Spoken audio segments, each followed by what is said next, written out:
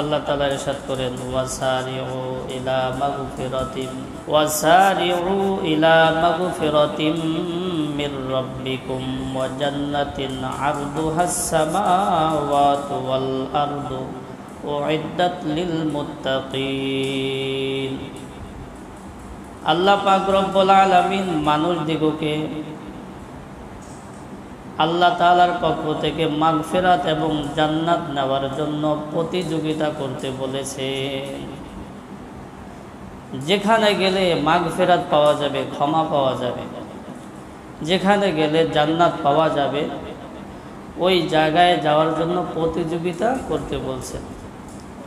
ওয়া জান্নাতিন আরদুহাস সামাওয়াতু ওয়াল আরদু উইদ্দাত লিল মুত্তাকিন, বলে এমন জান্নাত যে জান্নাত এর প্রশস্ত আসমান জমিন। তো আল্লাহ পাক রব্বুল আলামিন আমাদেরকে আল্লাহ তাআলার পক্ষ থেকে মাগফিরাত ক্ষমা নেওয়ার জন্য এবং জান্নাত নেওয়ার জন্য যেখানে গেলে এই দুইটা জিনিস পাওয়া যাবে ওইখানে যাওয়ার জন্য প্রতিযোগিতা করতে বলছে। হাকিমুল উম্মাত মুজাদ্দিদ মিল্লাত হযরত শাহ আশরাফ আলী থানভী রাহমাতুল্লাহি আলাইহি লেখেন যে মূসা আলাইহিস সালাতু ওয়াস সালাম তুর পর্বতে আল্লাহ তাআলার সাথে কথা বলার জন্য যাইতেন, যাকে কালিমুল্লাহ বলা হয়, যে আল্লাহ তাআলার সাথে সরাসরি কথা বলতেন। মূসা আলাইহিস সালাতু ওয়াস সালাম আল্লাহ তাআলাকে একদিন তুর পর্বতে গিয়ে বলেন, ইয়া রব্বুল আলামিন, হে মালিক, আমি আপনার সাথে কথা বলার জন্য তুর পর্বতে আসি, আপনার সহজ কোনো ঠিকানা আছে কিনা, আপনার সহজ কোনো ঠিকানা বলে দেন যেখানে আপনাকে খুব সহজে পাওয়া যাবে। মূসা আলাইহিস সালাতু ওয়াস সালাম আল্লাহ তাআলার সহজ ঠিকানা জানতে চাইলে আল্লাহ তাআলা সহজ ঠিকানা বলে দিলেন, মূসা, আমি আল্লাহ সুন্দর দিলের মধ্যে থাকি, যেই দিলটা ফ্রেশ, যেই দিলটা আমার জন্য কাঁদে, যেই দিলটা আমার জন্য ভাঙ্গা, সব সময় যেই দিলের মধ্যে আমার স্মরণ থাকে, ওই সুন্দর দিলের মধ্যে আমি থাকি। আমাদের দিল কি ওইরকম আছে? আমরা বলতে পারবো আমাদের দিলটা এরকম ফ্রেশ আছে যেই দিলের মধ্যে আল্লাহ তাআলা আছেন? নাই। তো আল্লাহ তাআলা সুন্দর দিলের মধ্যে থাকেন। সুন্দর দিল কাকে বলা হয়, কি কি গুণ থাকলে ওটাকে সুন্দর দিল বলা হয়, এটা আমাদের বুঝতে হবে।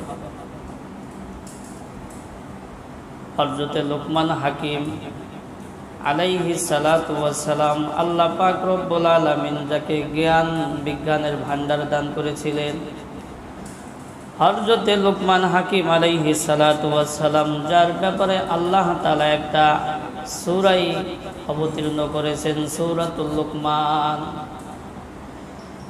এই লোকমান হাকিম বলেন, আমি আসমানি 400 কিতাব অধ্যয়ন করেছি, 400 কিতাব অধ্যয়ন করে আমি 4টা কথা পেয়েছি। 400 কিতাবের সারনির্যাস বলে ওই 4টা গুণ, ওই 4টা বিষয় যদি কোনো মানুষের অন্তরের ভিতরে থাকে, ওইটাই হলো স্বচ্ছ দিল, সুন্দর দিল, আর ওই দিলের মধ্যে আল্লাহ তাআলা থাকেন।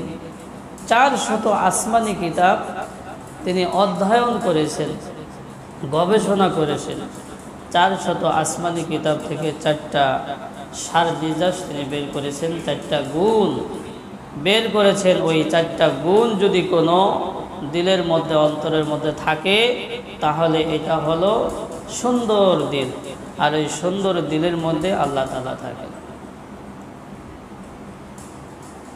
4টা গুণ যার মধ্যে থাকে, 1 নম্বর গুণ হইল যার দিলের মধ্যে সব সময় আল্লাহ তাআলার স্মরণ থাকে।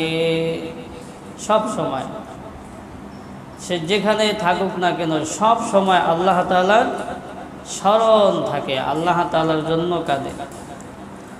বলে যার দিলের মধ্যে আল্লাহ তাআলার স্মরণ সব সময় থাকবে সে মিথ্যা কথা বলতে পারবে? পারবে না। যার দিলের মধ্যে সব সময় আল্লাহ তাআলার স্মরণ থাকবে সে অন্যের হক নষ্ট করতে পারবে? পারবে না। যার দিলের মধ্যে সব সময় আল্লাহ তাআলার স্মরণ থাকবে সে সুদ ঘুষের সাথে জড়িত থাকতে পারবে না। সব সময় যার দিলের মধ্যে আল্লাহ তাআলার স্মরণ থাকে, এটা হলো অন্তর পরিষ্কার থাকার 1 নম্বর গুণ। এমন অনেক ঘটনা পাওয়া যায় যাদের দিলের মধ্যে আল্লাহ তাআলার ভয় ছিল, স্মরণ ছিল, তারা অন্যায় কাজের সুযোগ থাকা সত্ত্বেও আল্লাহ তাআলার ভয়ে তারা করে নাই। ইসলামের দ্বিতীয় খলিফা হযরত ওমর রাদিয়াল্লাহু তাআলা আনহু এর শাসনামলে রাত্রিবেলা যখন গভীর হয়ে যেত, অন্ধকার রজনীতে তিনি মদিনার অলিতে গলিতে সব জায়গায় ঘুরে তিনি মানুষের অবস্থা জানতেন। কেউ অসহায় থাকলে তাকে সাহায্য করতেন, কেউ বিপদগ্রস্ত থাকলে তাকে বিপদ থেকে মুক্তির চেষ্টা করতেন। হঠাৎ করে একদিন তাহাজ্জুদ নামাজ পড়ে মদিনার অদূরে তিনি ঘোরাফেরা করতেছেন। এক ঘর থেকে এক বৃদ্ধা মহিলা এবং মেয়ের কথা তার কর্ণকুহরে ভেসে আসলো, যাদের পরস্পর সম্পর্ক মা মেয়ে। মা বলতেছে যে দুধের মধ্যে পানি দিয়ে দাও, দুধের মধ্যে পানি দিয়ে দাও। মেয়ে বলতেছে খলিফাতুল মুসলিমিন হযরতে ওমর ফারুক রাদিয়াল্লাহু তাআলা আনহু দুধের মধ্যে পানি দিতে নিষেধ করেছেন। মা বলতেছে এত রাত্রে খলিফাতুল মুসলিমিন ওমর রাদিয়াল্লাহু তাআলা আনহু কোথা থেকে আসবে? তখন ওই মেয়ে বলতেছে খলিফাতুল মুসলিমিনের চোখে ফাঁকি দেওয়া যাবে, কিন্তু আল্লাহ পাক রব্বুল আলামিনের চোখে তো ফাঁকি দেওয়া যাবে না। তাহলে তার ভিতরে আল্লাহ তাআলার স্মরণ আছে, যেই স্মরণটা তাকে এই অন্যায় কাজ থেকে বিরত রেখেছে। সকালবেলা ওমর রাদিয়াল্লাহু তাআলা আনহু মা মেয়েকে দরবারে ডাকলেন। ডাকার পরে ওমর রাদিয়াল্লাহু তাআলা আনহুর ছেলে আব্দুল্লাহ রাদিয়াল্লাহু তাআলা আনহুর সাথে ওই মেয়ের বিবাহ দিয়ে দিলেন। ভালো মেয়ে, ভালো মেয়ে। আমরা কি এটা করি? একজন গরিব মেয়ে যতই ভালো হোক ওইদিকে কি আমরা যাই না, আনি বড় লোকের মেয়ে, শেষমেশ শ্বশুর শাশুড়ির খেদমত করে না। কি করে না? শেষমেশ শ্বশুর শাশুড়ির খেদমত করে না, স্বামীর কদর করে না। কারণ আমাদের মন মানসিকতা তো নষ্ট। একটা মেয়ে যতই ভালো হোক সে যদি গরিব হয় ওই দিকে আর আমরা যাই না। দেখেন খলিফাতুল মুসলিমিন প্রেসিডেন্ট তার ছেলের সাথে বিবাহ দিয়েছে কি? একটা গরিব মেয়েকে বিবাহ দিয়েছে। কেন? সে ভালো। 4টা জিনিস দেখে বিবাহ করতে হয়। 1 নম্বর হুসন, সৌন্দর্য, এটাও দেখতে হবে। 2 নম্বর মাল, ধন সম্পদ, এটাও দেখতে হবে। 3 নম্বর নসব, বংশ। 4 নম্বর দিন, ধর্ম, দিনদারিত্ব। আল্লাহর হাবিব বলেন ফাসফার বিজাতি দিন, তোমরা দিনকে প্রাধান্য দাও। অতএব প্রথম 3টা যদি নাও থাকে, তার মধ্যে দিনদারিত্ব থাকে, এটাই হলেই চলবে, এটা হলেই চলবে। আর যদি প্রথম 3টা থাকে, চতুর্থ যেটা দিনদারিত্ব, ধার্মিকতা যদি না থাকে, এটা চলবে না, এটা বাদ। এর দ্বারা ভালোর কিছু আশা করা যায় না। তো আমরা দিনকে প্রাধান্য না দিয়ে ওই 3টাকে, আসল যেটা ওইটাকে প্রাধান্য না দিয়ে নকল 3টা কী করি? প্রাধান্য দিই। দেখি সম্পদ আছে কিনা, এটা দেখি 1 নম্বরে। 2 নম্বরে সৌন্দর্য তো খুঁজি, বুঝে আসছে, খুঁজতে হবে, সাথে তার দিনদারিত্ব, ধার্মিকতাও থাকতে হবে। সে গরিব হোক, সমস্যা কি? গরিব হোক, সমস্যা কি? হ্যাঁ, গরিব মানুষ শান্তিতে থাকে না। স্বামী স্ত্রী যদি অমিল হয়, এর সে অশান্তি কি আর আছে নাকি? অশান্তি। টাকা পয়সা, কুড়িপতি, স্বামী স্ত্রী মিল নাই, তাইলে এই শত টাকা পয়সা থাকলেও কি লাভ নাই, শান্তি নাই। তাহলে এখান থেকে একটা বিষয় শিক্ষা নিতে হবে আমাদেরকে। খলিফাতুল মুসলিমিন প্রেসিডেন্টের ছেলের সাথে বিবাহ দিলে গরিব মেয়েকে। অতএব গরিব দেখে আমরা কি করব না? তুচ্ছ তাচ্ছিল্য করব না। যদি তার মধ্যে ধার্মিকতা থাকে, আমার ছেলের জন্য আনবো, সমস্যা কি? ভাতিজার জন্য আনবো, সমস্যা নেই। যাই হোক, বলতেছিলাম যে ওই মেয়ের অন্তরের মধ্যে আল্লাহ তাআলার স্মরণ ছিল। কি ছিল? স্মরণ ছিল, যেই স্মরণে তাকে অন্যায় কাজ থেকে বিরত রাখতে সে পেরেছে।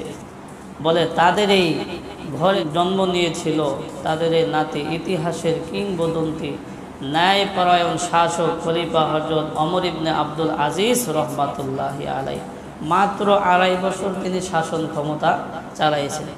এমনভাবে ইনসাফ তিনি প্রতিষ্ঠা করেছিলেন, যেই যুগের ব্যাপারে পাওয়া যায় বাঘ ছাগল একই ঘাটে পানি খাইত। একদিন এক মহিলা নদীর পাড়ে গেছে পানি আনার জন্য, হঠাৎ করে দেখে একটা বাঘ ছাগলের উপর আক্রমণ করতেছে। মহিলা বলে উঠল, মনে হয় হযরত ওমর ইবনে আব্দুল আজিজ রহমাতুল্লাহি আলাইহি আর বেঁচে নাই। খোঁজ নিয়ে দেখা গেল তিনি আসলেই ইন্তেকাল করেছেন। তো এমন তিনি ইনসাফ প্রতিষ্ঠা করেছেন। মা ভালো তো সন্তান ভালো। ঠিক আছে, যাই হোক, বলতেছিলাম যে 4টা গুণ যদি ভিতরে থাকে, ওই দিলটা সুন্দর দিল, আর ওই সুন্দর দিলের মধ্যে আল্লাহ তাআলা থাকেন। 1 নম্বর গুণ হইল আল্লাহ তাআলার স্মরণ সব সময় দিলের মধ্যে থাকতে হবে, সব সময় দিলের মধ্যে থাকতে হবে। আরেকটা ঘটনা শোনাই। হযরত ওমর রাদিয়াল্লাহু তাআলা আনহু এর ছেলে আব্দুল্লাহ রাদিয়াল্লাহু তাআলা আনহু মদিনার অদূরে কোথাও যাচ্ছিলেন। তিনি এক রাখালকে পরীক্ষা করতে চাইলেন যে রাখাল ছাগল চড়াইতেছে। রাখালকে বলল, রাখাল তুমি একটা ছাগল আমার কাছে বিক্রি করো, আমি তোমাকে যথার্থ মূল্য দেব, সাথে সাথে গোশতও তোমাকে কিছু গোশতও দিব। রাখাল বলতেছে, এই ছাগলের মালিক আমি না, এই ছাগলের মালিক হলো আমার মনিব, অতএব আমি পারবো না। আব্দুল্লাহ রাদিয়াল্লাহু তাআলা আনহু তাকে পরীক্ষা স্বরূপ আবার বলতেছে, তোমার মনিব তো দেখতেছে না, তুমি ছাগলটা আমার কাছে বিক্রি করো, তোমাকে যথার্থ মূল্য দেব, কিছু গোশত তোমাকে দেব। এবার ওই রাখাল বলতেছে, ফাআইনাল্লাহ, আমার আল্লাহ কোথায়? আল্লাহ কোথায়? আল্লাহ তো সব কিছু দেখতেছে। হযরতে আব্দুল্লাহ রাদিয়াল্লাহু তাআলা আনহু মদিনায় চলে গেলেন। মদিনায় যাওয়ার পরে রাখালকে ডাকলেন। ওই রাখাল সহ ওই ছাগলগুলো সব তিনি কিনে ফেললেন। কেনার পরে রাখালকে আজাদ করে দিলেন, ছাগলগুলো তাকে দিয়ে দিলেন। তো 1 নম্বর গুণ হইল অন্তরে আল্লাহ তাআলার স্মরণ। এটা আল্লাহ তাআলা করতে বলেছেন। আল্লাহ তাআলা বলেন, ওয়াসাব্বিহুহু বুকরাতাও ওয়া আসীলা, তোমরা সকাল থেকে সন্ধ্যা পর্যন্ত আল্লাহ তাআলার স্মরণ করো, জিকির করো। সন্ধ্যা থেকে সকাল পর্যন্ত আল্লাহ তাআলার জিকির করো। সকাল থেকে সন্ধ্যা পর্যন্ত যদি খালি জিকিরই করে, কাজ করবো কোন সময়? সে কথাবার্তা বলবো কোন সময়? আমাদের বুজুর্গানে কেরাম আয়াতের ব্যাখ্যা করেছেন, এই জিকির দ্বারা উদ্দেশ্য জিকরে কলবি, জিকরে কলবি, অন্তরের মধ্যে আল্লাহ তাআলার স্মরণ রাখা। অন্তরের মধ্যে আল্লাহ তাআলার স্মরণ রাখা, এটা সব সময় থাকা সম্ভব। সব সময় রাখা কি সম্ভব? বলে সে কাজ করতেছে, সেই কাজের সময় যদি তার ভিতরে আল্লাহ তাআলার স্মরণ থাকে, কাজের মধ্যে ধোঁকাবাজি করবে না। সে দোকানদারি করতেছে, আল্লাহ তাআলার স্মরণ যদি তার ভিতরে থাকে, তাইলে সে দোকানে মাপে কম দেবে না। কি করবে না? যে যে কর্ম করতেছে, বলে সব সময় আল্লাহ তাআলার স্মরণ তার ভিতরে রাখা সম্ভব। আর এটা রাখতে পারলেই সকল অন্যায় কাজ থেকে সে বিরত থাকতে পারবে। হাকিম লোকমান বলেন, যেই ব্যক্তির ভিতরে 4টা গুণ থাকবে, ওই ব্যক্তির অন্তরটা হলো সুন্দর অন্তর, সুন্দর দিল। আর ওই সুন্দর দিলের মধ্যে আল্লাহ থাকেন। 1 নম্বর আল্লাহ তাআলার স্মরণ ভিতরে রাখতে হবে। 2 নম্বর মৃত্যুর স্মরণ সব সময় অন্তরের মধ্যে রাখতে হবে। মৃত্যুর স্মরণ সব সময় অন্তরের মধ্যে রাখতে হবে। মৃত্যু থেকে আমরা এক শ্রেণীর মানুষ আছে ভুলে থাকার চেষ্টা করি। কি করি? তাদের চিন্তা ধারণা মৃত্যু থেকে, মৃত্যুর আলোচনা যদি এগুলো না করা হয়, হয়তো মৃত্যু পিছাই যাবে। বিষয়টা কি এমন? মৃত্যু পিছাবে। কুল্লু নাফসিন যায়িকাতুল মাউত, প্রত্যেকটা প্রাণীকে মৃত্যুর স্বাদ আস্বাদন করতে হবে। জন্ম যখন হয়েছে, মৃত্যু একদিন হবে। আমরা দুনিয়াতে অনেক কাজকর্ম করি, অনেক কষ্টের কাজ করি অনেকেই। কেন? ভবিষ্যৎ জীবনটা যাতে করে সুখে শান্তিতে কাটাইতে পারি। কোনো গ্যারান্টি আছে? সুন্দর ভবন দেওয়ার জন্য অনেক মেহনত করতেছি, কেন? শেষ সময় সুখ শান্তিতে ওখানে থাকবো। কোনো গ্যারান্টি আছে? এরকম অনেক জিনিস আছে যেই জিনিসের কোনো গ্যারান্টি নাই, কিন্তু তার জন্য সকাল থেকে সন্ধ্যা পর্যন্ত আমরা কি করতেছি, মেহনত করে যাচ্ছি, অথচ তার কোনো গ্যারান্টি কি নাই। আর মৃত্যু এমন একটা জিনিস যেটা নিশ্চিত, ওইগুলো কি নিশ্চিত না। মৃত্যু এমন একটা জিনিস যেটা নিশ্চিত, কাফেরও বিশ্বাস করে, যে বলে আল্লাহ নাই সেও বিশ্বাস করে, মুশরিকও বিশ্বাস করে, সকলেই মৃত্যুকে বিশ্বাস করে। মৃত্যু একদিন আসবে, আল্লাহ তাআলা এমন একটা নিশ্চিত বিষয় আমাদেরকে জানায় দিলেন, তারপরও আমরা সেটার দিকে ভ্রুক্ষেপ করি না। কুল্লু নাফসিন যায়িকাতুল মাউত, প্রতিটা প্রাণীকে মৃত্যুর স্বাদ আস্বাদন করতে হবে। কুল ইন্নাল মাউতাল্লাযী তাফিররুনা মিনহু ফাইন্নাহু মুলাকীকুম সুম্মা তুরাদ্দুনা ইলা আলিমিল গায়বি ওয়াশ শাহাদা। আল্লাহ পাক রব্বুল আলামিন বলেন, তোমরা মৃত্যু থেকে যতই পলায়ন করো না কেন, মৃত্যুর সময় মতো তোমাদেরকে সবল মারবে। মৃত্যু থেকে পলায়ন সম্ভব না। আইনামা তাকুনু ইউদরিকুমুল মাউতু ওয়ালাউ কুনতুম ফি বুরুজিম মুশাইয়াদা। আল্লাহ পাক বলে, তোমরা যেখানেই থাকো মৃত্যু তোমাদেরকে পাকড়াও করবে, যদিও তোমরা সুদৃঢ় কোনো দুর্গে, কেল্লার মধ্যে, কাচের মধ্যে তোমরা আবদ্ধ থাকো না কেন, তারপর মৃত্যু তোমাদের কি করবে, পাকড়াও করবে। এমন একটা নিশ্চিত বিষয়, সেটা আমরা ভুলে থাকতেছি। হ্যাঁ, তাহলে মানুষ কতটা অসচেতন। একটা নিশ্চিত বিষয়, এটা হবেই, কিন্তু যেই জিনিস কোনো নিশ্চয়তা নাই, ওইটার জন্য সকাল থেকে সন্ধ্যা পর্যন্ত মেহনত করতেছি, অথচ যেটা নিশ্চিত একটা বিষয় সংগঠিত হবে, যে কোনো সময় ঘটে যেতে পারে, সেদিকে আমাদের ভ্রুক্ষেপ নাই। মরতে হবে, তবে আসার ক্ষেত্রে একটা সিরিয়াল ছিল, যাওয়ার ক্ষেত্রে কি নাই, সেই সিরিয়ালটা নাই। হ্যাঁ, কত একটা কঠিন জিনিস, যে কোনো সময় ঘটে যেতে পারে। আগে আমার দাদা আসছে, দাদি, বাবা, মা, এরপর আমি, ঠিক আছে। কিন্তু যাওয়ার ক্ষেত্রে আল্লাহ তাআলা কোনো সিরিয়াল রাখেন নাই, যার কারণে আমরা দেখতে পাই কত পিতা তাদের সন্তানদেরকে স্বহস্তে দাফন করলো, ঠিক না? হ্যাঁ, এই জন্য দুনিয়াতে এমনভাবে থাকতে হবে কেমন যেন মুসাফির। কবি এই কথাই বলেছে, ইহা হাম সব মুসাফির হয়, ওহি আখের ঠিকানা, কুই আগে রওয়ানা হয়, কুই পিছে রওয়ানা। কবি বলে, এই দুনিয়াতে আমরা সকলে মুসাফির, আর আমাদের শেষ গন্তব্য হলো আখেরাত। আর ওই আখেরাতের দিকে কেউ আগে রওনা দিছে, কেউ পরে রওনা দিছে। আল্লাহর হাবিব এই কথা বলেছেন, দুনিয়াতে এমনভাবে থাকো কেমন যেন মুসাফির। আসলেই তো মুসাফির, চিরস্থায়ীভাবে থাকা যাইতেছে এই কয়েকদিন, দেখতে না দেখতেই কি শেষ। আল্লাহর হাবিব বলেন, ক্বালান নাবিয়্যু সাল্লাল্লাহু আলাইহি ওয়াসাল্লাম, ক্বালান নাবিয়্যু সাল্লাল্লাহু আলাইহি ওয়াসাল্লাম, কুন ফিদ দুনিয়া কাআন্নাকা গরীব। আল্লাহর হাবিব বলেন, তোমরা দুনিয়াতে এমনভাবে থাকো কেমন যেন একজন মুসাফির। মুসাফির, যে কোনো সময় এখান থেকে চলে যেতে হবে, এই চিন্তাটা মাথায় নিয়ে তোমরা চলো। আল্লাহ পাক বলে, ওয়ালা তামশি ফিল আরদি মারাহা, তোমরা জমিনে দম্ভ ভরে অহংকারের সহিত চলো না।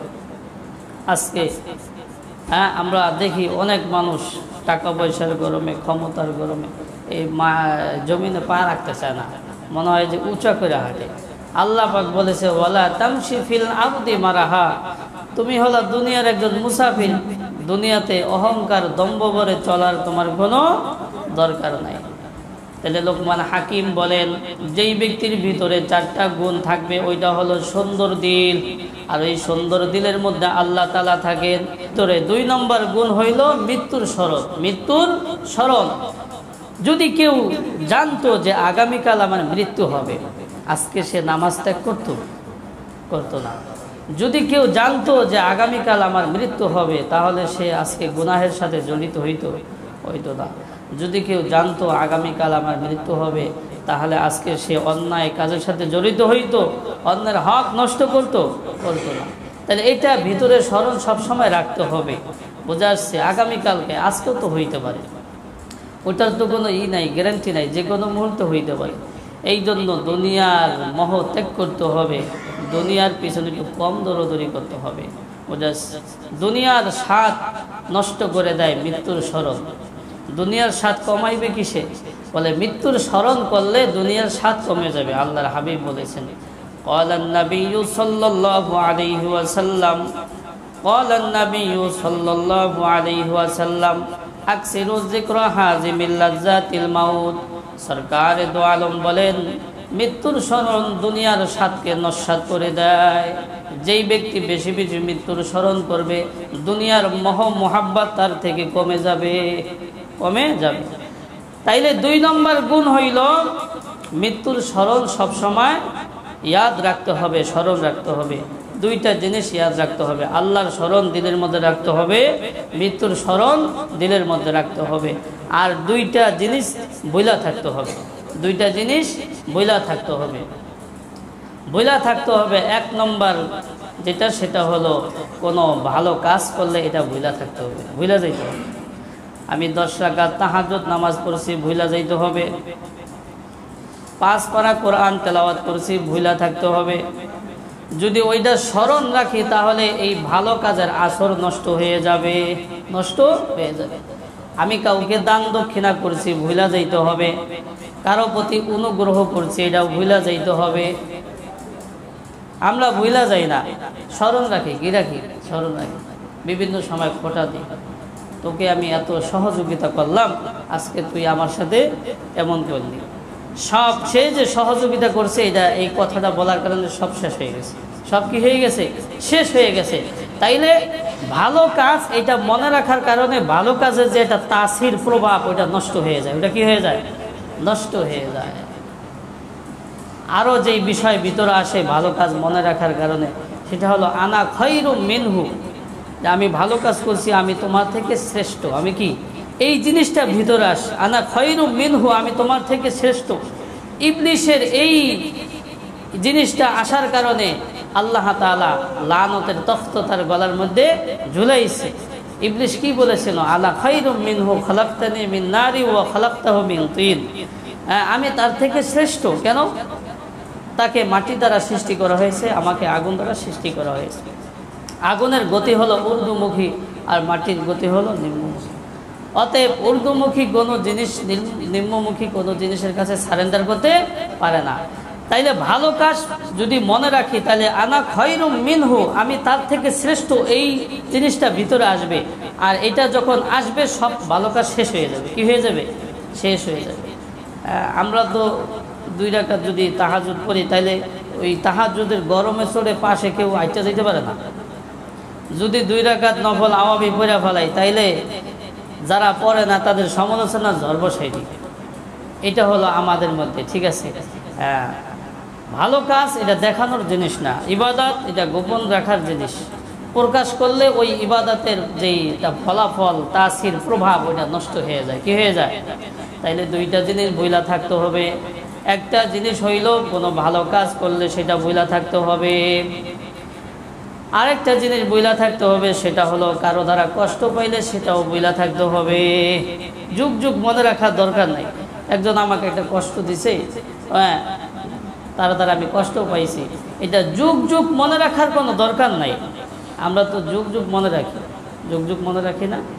আমি যদি সে যে আমার সাথে অন্যায় কাজ করছে, খারাপ ব্যবহার করছে, ওইটা আমি যুগ যুগ মনে রাখি, তাহলে আল্লাহ তাআলার যে অবাধ্যতা আমি করতেছি, আল্লাহও সেটা মনে রাখবেন। কি রাখবেন?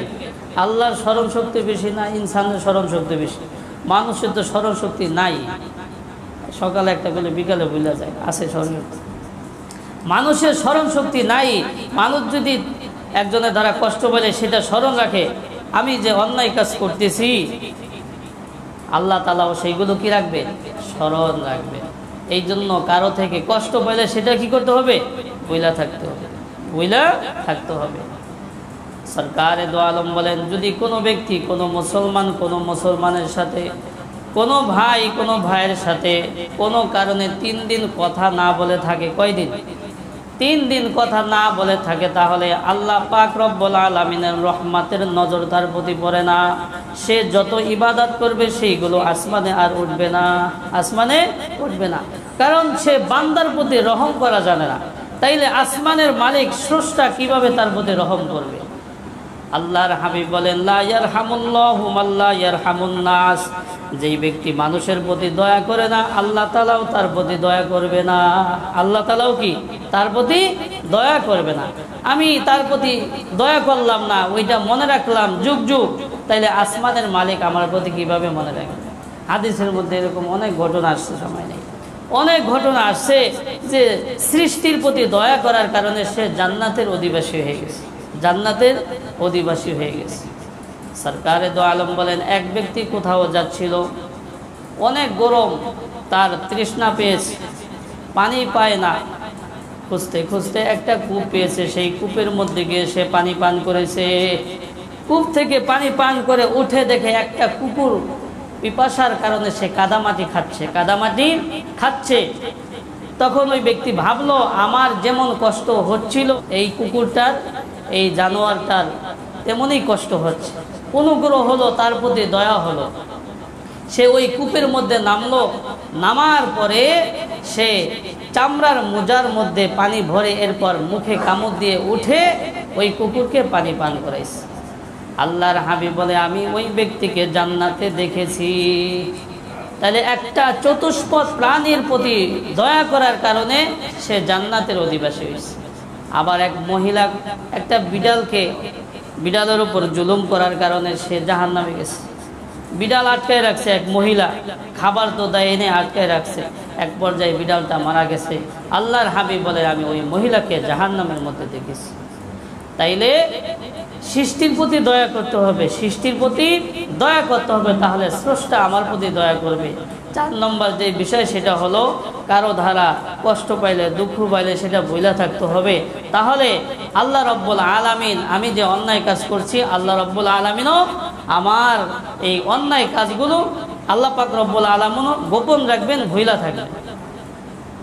হাদিসের মধ্যে আছে আল্লাহর হাবিব বলেন ইরহামু মান ফিল আরদি ইয়ারহামকুম মান ফিস সামাই, বলে যারা সৃষ্টির প্রতি দয়া করে স্রষ্টাও তাদের প্রতি দয়া করেন, স্রষ্টাও তাদের প্রতি দয়া করেন। যাই হোক, আজকের আলোচনার সার কথা হলো মূসা আলাইহিস সালাতু ওয়াস সালাম তুর পর্বতে গিয়ে আল্লাহ তাআলার কাছে বলতেছে ইয়া রব্বুল আলামিন, আমি তুর পর্বতে আপনার সাথে কথা বলার জন্য আসি, আপনার কোনো সহজ ঠিকানা আছে কিনা যেখানে গেলে আপনাকে পাবো, আপনাকে সহজে পাওয়া যাবে?